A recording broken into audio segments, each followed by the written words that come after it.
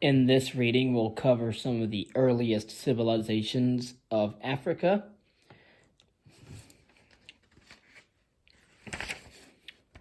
After Asia, Africa is the largest of the continents. Africa stretches nearly 5,000 miles from the Cape of Good Hope in the south to the Mediterranean in the north, and extends a similar distance from Cape Verde on the west coast to the Horn of Africa in the Indian Ocean.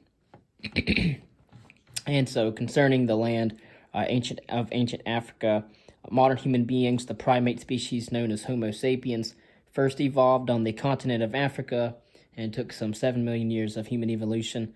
Some key sites of early human settlement are shown. For example, I'll have that as the thumbnail.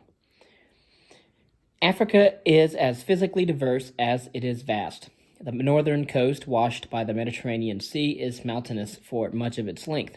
South of the mountains lies the greatest desert on the face of our planet, the Sahara, which stretches from the Atlantic to the Indian Ocean. To the east is the Nile River, heart of the ancient Egyptian civilization, and beyond that lies the Red Sea, separating Africa from Asia. Of course, the Sahara acts as a great divide separating the northern coast from the rest of the continent. Africa south of the Sahara contains a number of major regions. In the west is the so-called hump of Africa, which juts like a massive shoulder into the Atlantic Ocean. Here, the Sahara gradually gives way to grasslands in the interior and then to tropical rainforests along the coast. This region, dominated by the Niger River, is rich in natural resources and was the home of many ancient civilizations. Far to the east, bordering the Indian Ocean, is a very different terrain of snow-capped mountains, upland plateaus, and lakes. Much of this region is grassland populated by wild beasts, which has caused many Westerners to view it as safari. Here in the East African Rift Valley, in the Lake District of modern Kenya, early hominids began their long trek toward civilization several million years ago. Directly to the west lies the Congo Basin, with its rainforests watered by the mighty Congo River. The forests of equatorial Africa then fade gradually into the hills, plateaus, and deserts of the south. This rich land contains some of the most valuable mineral resources that is known today. The first farmers, it is not certain when agriculture was first practiced on the continent of Africa. Until recently, historians assumed that crops were first cultivated in the lower Nile Valley, the northern part near the Mediterranean, about 7,000 or 8,000 years ago, when wheat and barley were introduced, possibly from the Middle East. Eventually, as explained in other readings, this area gave rise to the civilization of ancient Egypt, and as we know, Egypt lies within Africa. Recent evidence suggests that this hypothesis may need some revision. South of Egypt, near the junction of the White Nile and the Blue Nile, is an area historically known as Nubia. By the 9th millennium BCE, peoples living in this area began to domesticate animals, first wild cattle and then sheep and goats, which had apparently originated in the Middle East. In areas where the climate permitted, they supplemented their diet by gathering wild grains and soon learned how to cultivate grains such as sorghum and millet, while also growing gourds and melons. Eventually, the practice of agriculture began to spread westward across the Sahara. At the time, the world's climate was much cooler and wetter than it is today, but a warm, humid climate prevailed in parts of the Sahara, creating lakes and ponds, as well as vast grasslands known as savannas, replete with game. Hence, indigenous peoples living in the area were able to provide for themselves by hunting, and also other techniques such as food gathering and fishing. By the 7th and 6th millennia BCE, conditions were becoming increasingly arid, forcing them to find new means of support. Rock paintings found in water today, some of the most inhabitable parts of the region, show that by the 4th millennium BCE, fishing and pastoralism in the heart of the Sahara were being supplemented by the limited cultivation of grain crops, including a drought-resistant form of dry rice. Thus, the peoples of North Africa, from Nubia westward into the heart of the Sahara, were among the earliest in the entire world to adopt settled agriculture as a means of subsistence. Shards of pottery found at archaeological sites in the area suggest that they were also among the first to manufacture clay pots, which would allow for them to consume their cereals in the form of porridge rather than as bread baked from flour. By 5000 BCE, they were cultivating cotton plants for the purpose of manufacturing textiles. After the year 3000, the drying up of the Sahara intensified and the lakes began to dry as well, forcing many local inhabitants to migrate eastward toward the Nile River and southward into the grasslands. As a result, farming began to spread into the savannas on the southern fringes of the desert and eventually into the tropical forest areas to the south, where crops were no longer limited to drought-resistant cereals, but in fact could include tropical fruits and tubers. In the meantime, however, the foundation was being laid for the emergence of an advanced civilization in Egypt along the banks of the Nile River, which we have covered earlier. And of course, we'll talk about the different kinds of peoples living within Africa as we see different parts of Africa and the different kinds of geographical landscapes that are within it. We first talk about to the south of Egypt in Nubia, the kingdom of Kush. And the kingdom of Kush had emerged as a major trading state by the end of the second millennium BCE. In the mid-first millennium BCE, however, Kush declined and was eventually replaced by a new state, which emerged farther to the south in the great bend of the Nile River near the Fourth Cataract. The capital was at Meroe, which was located near extensive iron deposits. Once smelting techniques were developed, iron evidently provided the basis for much of the area's growing prosperity. Meroe eventually became a major trading place for iron goods and other manufacturers for the entire region. In the meantime, a competitor to Meroe's regional economic prominence began to arise a few hundred miles to the southeast in the mountainous highlands of what today is known as Ethiopia. The founder of Aksum claimed a descent from migrants who arrived in Africa from the kingdom of Saba, known as Sheba, across the Red Sea on the southern tip of the Arabian Peninsula. And so we're talking about the Aksum and the Meroe cultures.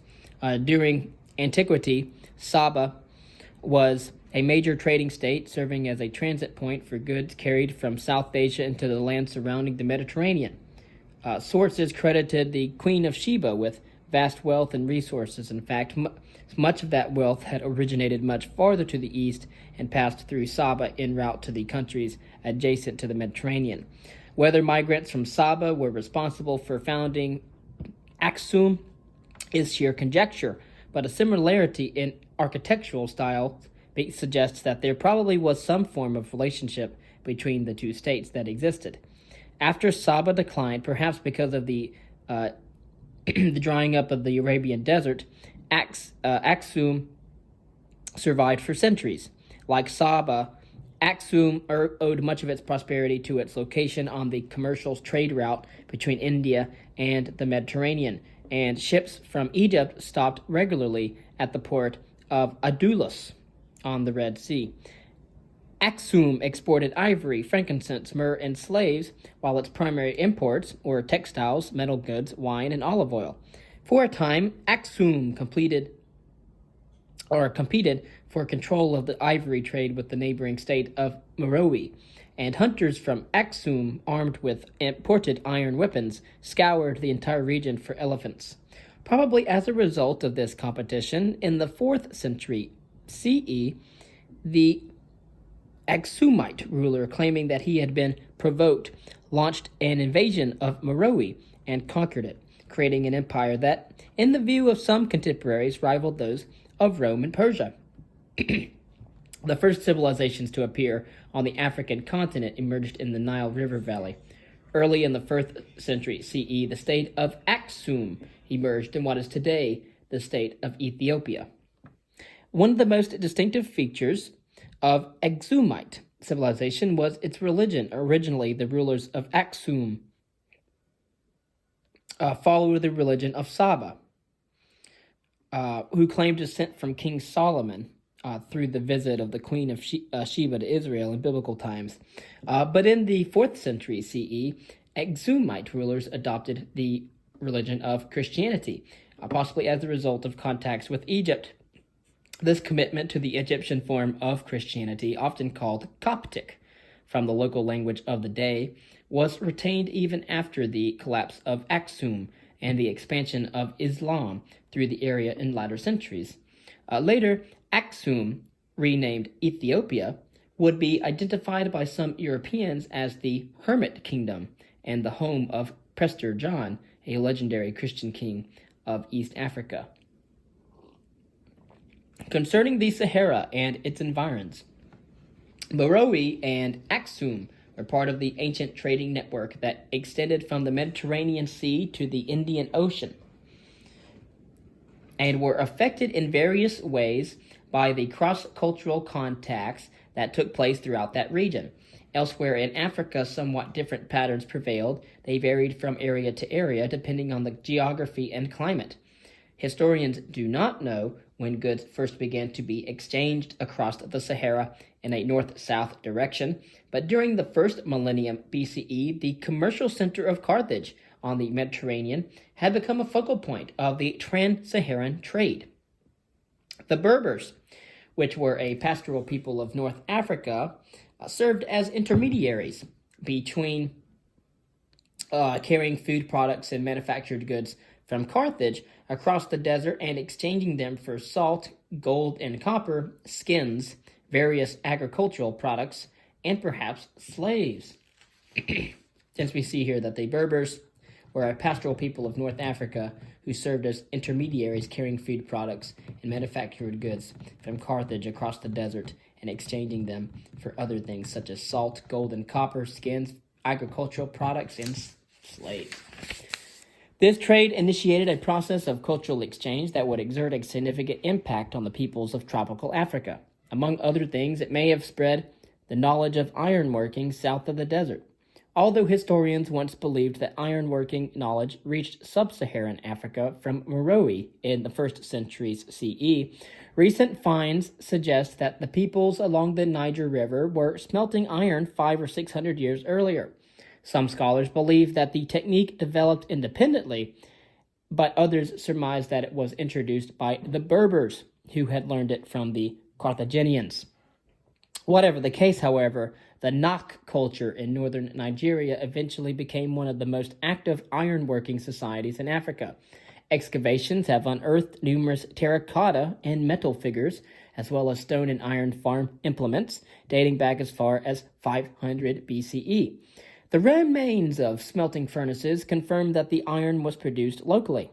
Early in the 1st millennium CE, the introduction of the camel provided a major stimulus to the trans-Saharan trade. With its ability to store considerable amounts of food and water, the camel was far better equipped to handle the arduous conditions of the desert than the donkey, which had been used previously. The camel caravans of the Berbers became known as the fleets of the desert. Not all peoples, however, involved in trade across the Sahara were nomadic. Recent exploratory work in the Libyan desert has revealed the existence of an ancient kingdom that for over 1,000 years transported goods between societies along the Mediterranean Sea and sub-Saharan West Africa. The Gargamanites, or the Gargamentites, as they were known to the Romans, carried salt, glass, metal, olive oil, and wine southward in return for gold, slaves, and various tropical products. In order to provide food for their communities in the heat of the desert, the Gargamentites constructed a complex irrigation system consisting of several thousand miles of underground channels. The technique is reminiscent of similar systems in Persia as well as Central Asia. Scholars believe that the kingdom declined as a result of the fall of the Roman Empire and the desiccation, again the drying up, of the desert. As the historian Felipe Fernandez Armesto has noted in his provocative book Civilizations, advanced societies do not easily thrive in desert conditions. And so we just talked about the Garamatites, who was an ancient kingdom that existed for 1,000 years and transported goods between societies along the Mediterranean Sea and sub-Saharan West Africa. So we then go to East Africa, south of Aksum, along the shores of the Indian Ocean and in the inland plateau that stretches from the mountains of Ethiopia through the Lake District of Central Africa, lived a mixture of peoples, some originally depending on hunting and food gathering, whereas others followed pastoral pursuits. Beginning in the 3rd millennium BCE, farming peoples speaking dialects of the Bantu family of languages began to migrate from their original homeland in what is today Nigeria. Eventually, they reached East Africa, where they may have been responsible for introducing the widespread cultivation of crops and knowledge of ironworking, although there are signs of some limited iron smelting in the area before their arrival. Before talking about the Bantu, there's two things. One view that ironworking came from with a technique that did not develop independently. Some think that ironworking developed independently in Africa. Some believe that it was introduced by the Berbers, who then, before that, learned it from the Carthaginians, who were living in the northern tip of Africa. Concerning the Bantu settled in rural communities based on subsistence farming. The primary crops were millet and sorghum, along with yams, melons, and beans. In addition to stone implements, they often used iron tools, usually manufactured in a local smelter, to till the land. Some people kept domestic animals, such as cattle, sheep, goats, and chickens, or supplemented their diets by hunting and food gathering. Because the population was minimal and an ample supply to cultivate land was available, most settlements were relatively small. Each village formed a self-sufficient political and economic entity. As early as the era of the New Kingdom in the 2nd millennium BCE, Egyptian ships had piled the waters off the East African coast in search of gold, ivory, palm oil, and perhaps slaves. By the 1st century CE, the region was an established part of a trading network that included the Mediterranean and the Red Sea. In that century, a Greek seafarer from Alexandria wrote an account of his travels down the coast from Cape Guardafui